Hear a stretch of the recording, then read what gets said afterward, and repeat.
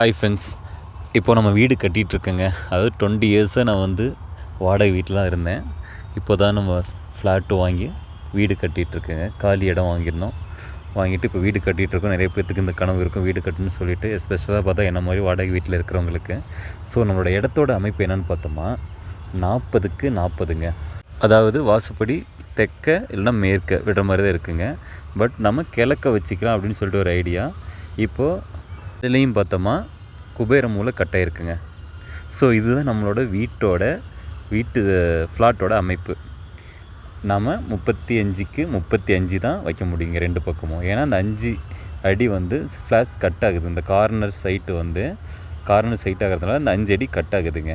அப்போ 35 தான் நம்ம யூஸ் பண்ணிக்க முடியும். இந்த 5 அடியில் பார்த்தோமா 2 அடி காம்பவுண்ட் வந்துருங்க. மீதி 3 அடி இருக்கும். அந்த 3 அடியை நம்ம கார்டனாக யூஸ் பண்ணிக்கலாம் அப்படின்னு சொல்லிட்டு ஒரு ஐடியா. அது மட்டும் இல்லாமல் வீட்டை சுற்றி நம்ம வந்து 2 அடிக்கு வந்து காம்பவுண்ட் விடணுங்க. கேப் வந்து 2 அடி இருக்கணும். இதுதான் நம்ம வீட்டோட ஐடியாங்க. முன்னாடி பார்த்தோமா போர்ட்டிகோ 8க்கு 16 வச்சுருக்குறேங்க. அப்புறம் ஹாலு வந்து 16க்கு 16ங்க. அதுக்கப்புறம் பார்த்தோமா ஓப்பன் கிச்சனுங்க, 10க்கு 8 ஓப்பன் கிச்சனு. அப்புறம் ஒரு மாஸ்டர் பெட்ரூம் வந்து பார்த்தோமா 11க்கு 16ங்க. இன்னொரு பெட்ரூம் பார்த்தோமா 11க்கு 10ங்க. அப்புறம் வீட்டுக்குள்ளேயே பார்த்தோமா படிக்கட்டுங்க, டியூப்ளஸ் ஹவுஸு, மேலே ஒரு ரூம் இருக்கிற மாதிரி. வீட்டோட அளவு பார்த்தோமா 28.25க்கு 29.25ங்க. இது பார்த்தோமா நம்மளுக்கு 829 ஸ்கொயர் ஃபீட்டுங்க. இதுதான் வீட்டோட அமைப்புங்க. இதுக்கு வந்து குழிக்கணக்கு இருக்குது. அதாவது 28.25 என்ன 29.25 என்னன்னா அதுக்கு 3 இன்ச்சு இதுக்கு வச்சோம்னா அது குழிக்கணக்கு இருக்குதுங்க. அது ரெண்டையும் போட்டு நம்ம இன்ட்டு பண்ணோம்னா நமக்கு ஒரு வேல்யூ வருங்க. அது 9,000 வகுத்தோம்னா அது கிடைக்கும். அதுதான் குழிக்கணக்குன்றது. அது அடுத்த வீடியோவில் போடுறேன். முன்னாடி பார்த்தோம்னா நமக்கு போர்ட்டிக்கோங்க 8க்கு 16. போர்வெல்லும் பக்கத்துலேயும் நமக்கு கிடச்சிருச்சுங்க. அதாவது அந்த சயின்டிஃபிக் போர்வெல் அந்த மெக்கர் வச்சு தான் பார்த்தேங்க. இந்த இடத்துல நமக்கு கிடச்சிருச்சு. அந்த போர்வெல்லை பற்றி உங்களுக்கு ஒரு வீடியோ போடுறேங்க. 8க்கு 16 போட்டிக்கோங்க.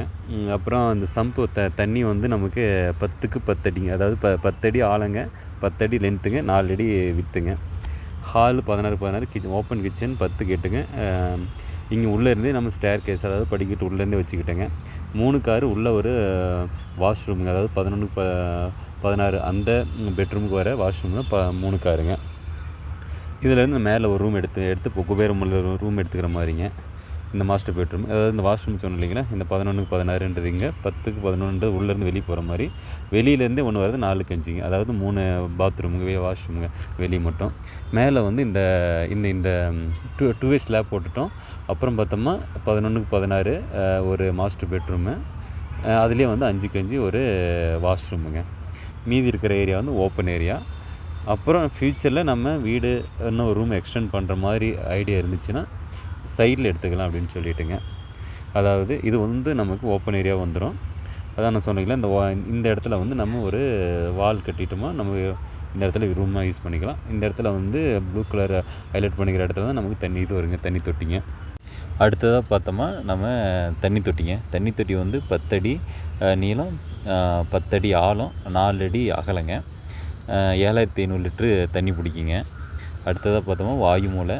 இது வந்து செப்டிக் டேங்குக்கு மேலே வந்து 2 வாஷ்ரூம் வர மாதிரி, அதாவது சின்ன பெட்ரூமுக்கு வர வாஷ்ரூமும் வெளியில் இருக்கிற வாஷ்ரூமும் வர மாதிரி கட்டி வச்சுங்க. அதாவது செப்டிக் டேங்க் மேலே வர மாதிரிங்க. அப்புறம் பார்த்தோமா இந்த சுற்றி நமக்கு வந்து காம்பவுண்ட் வருதுங்க. அதாவது பக்கத்து இடத்த விட்டு நம்ம ஒரு 6 அடி விட்டுட்டு நம்ம காம்பவுண்டெல்லாம் போட்டுக்கிற மாதிரிங்க.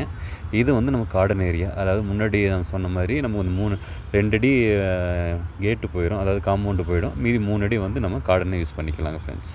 அடுத்த வீடியோவில் குழிக்கணக்குனா என்ன, பேஸ்மெண்ட்டுக்கான செலவு, அதாவது மெட்டீரியல் காஸ்ட்டு என்னென்னு சொல்லிட்டு ஒவ்வொரு வீடியோலையும் நான் அப்டேட் பண்ணுறேன். நீங்கள் பாருங்கள். வீடு கட்டுறவங்களுக்கு இது கொஞ்சம் கண்டிப்பாக யூஸ்ஃபுல்லாக இருக்கும். நான் ஒவ்வொன்றும் அனலைஸ் பண்ணி தான் நம்ம மெட்டீரியல்லாம் வாங்கி வச்சுருக்கேங்க. Thank you friends.